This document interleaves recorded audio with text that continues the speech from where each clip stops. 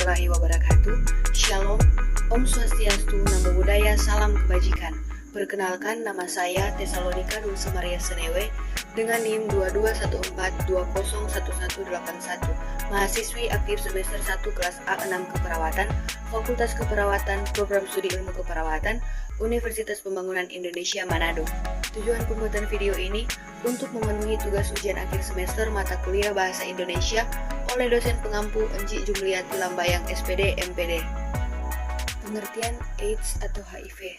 Acquired Immunodeficiency Syndrome adalah sindrom akibat defisiensi imunitas seluler tanpa penyebab lain yang diketahui ditandai dengan infeksi oportunistik, keganasan berakibat fatal. Munculnya sindrom ini erat hubungannya dengan berkurangnya zat kekebalan tubuh yang prosesnya tidaklah terjadi seketika, melainkan sekitar 5-10 tahun setelah seseorang terinfeksi HIV. Penyebab HIV/AIDS adalah sejenis virus yang tergolong retrovirus yang disebut Human Immunodeficiency Virus. HIV adalah sejenis retrovirus RNA dalam bentuknya yang asli, merupakan partikel yang inert, tidak dapat berkembang atau melekai sampai ia masuk ke sel target.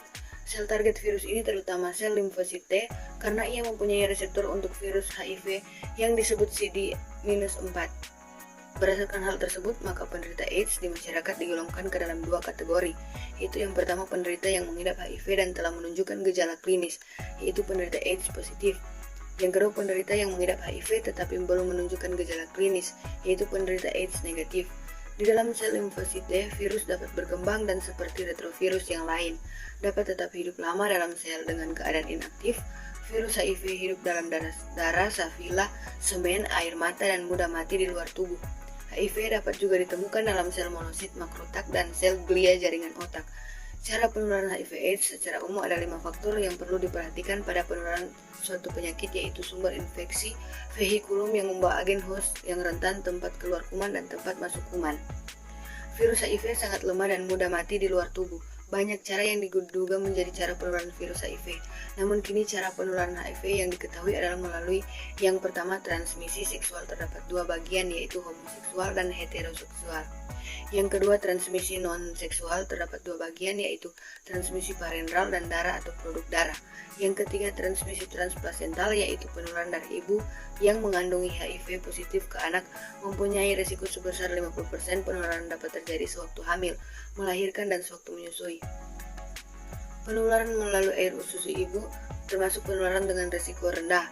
Tanda dan gejala HIV/AIDS: rasa lelah dan lesu, berat badan menurun secara drastis, demam yang sering dan berkeringat di waktu malam, kurang nafsu makan, bercak-bercak putih di lidah dan di dalam mulut, pembengkakan leher dan lipatan paha, radang paru-paru, dan kanker kulit.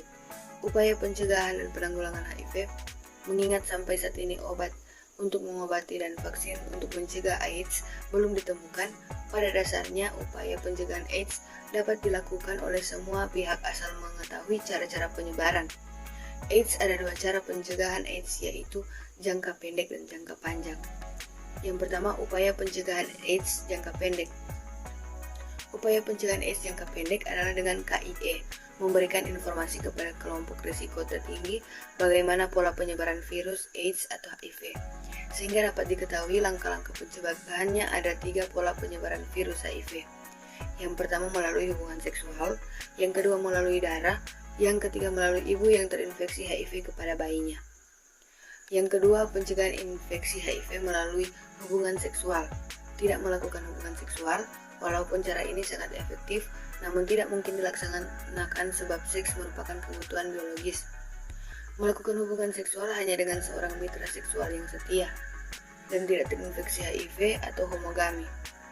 Mengurangi jumlah mitra seksual sedikit, mungkin hindari hubungan seksual dengan kelompok risiko tinggi tertular AIDS.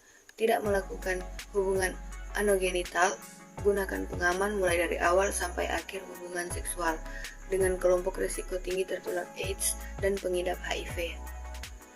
3. Pencegahan infeksi HIV melalui darah. Darah merupakan media yang cocok untuk hidup virus AIDS.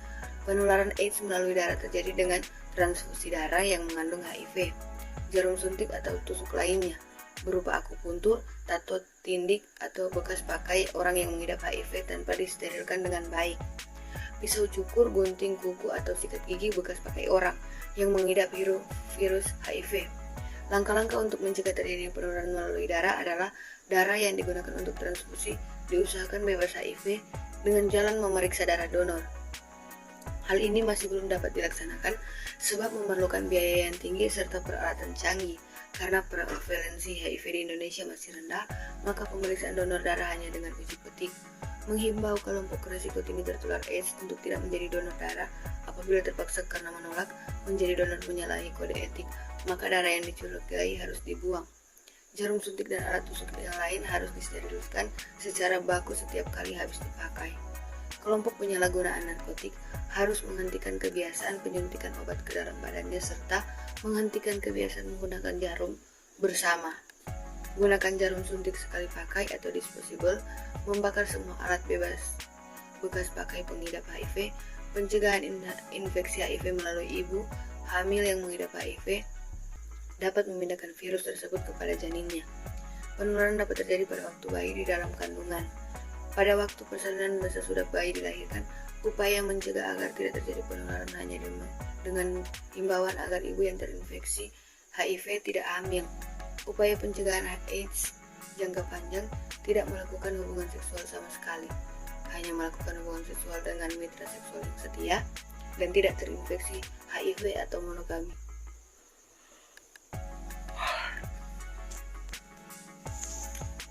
Menghindari hubungan seksual dengan wanita-wanita tuna, susila, menghindari hubungan seksual dengan orang yang mempunyai lebih dari satu mitra seksual, mengurangi jumlah mitra seksual sesedikit mungkin, hindari hubungan seksual dengan kelompok risiko tinggi tertular AIDS, tidak melakukan hubungan anogenital, gunakan pengaman mulai dari awal sampai akhir hubungan seksual.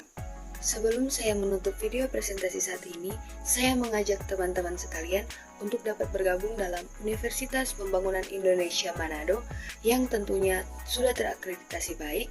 Di dalamnya terdapat 6 fakultas, yaitu Fakultas Keperawatan, Fakultas Hukum, Fakultas Sastra, Fakultas Teknik, Fakultas Ilmu Sosial dan Ilmu Politik, serta Fakultas Pertanian. Terdapat program belajar yang unggul serta fasilitas yang memadai, sehingga menciptakan sumber daya manusia yang unggul dan berkompeten. Untuk itu, mari bergabung bersama kami di Universitas Pembangunan Indonesia Manado, dan info lebih lanjut silakan klik link di bawah ini.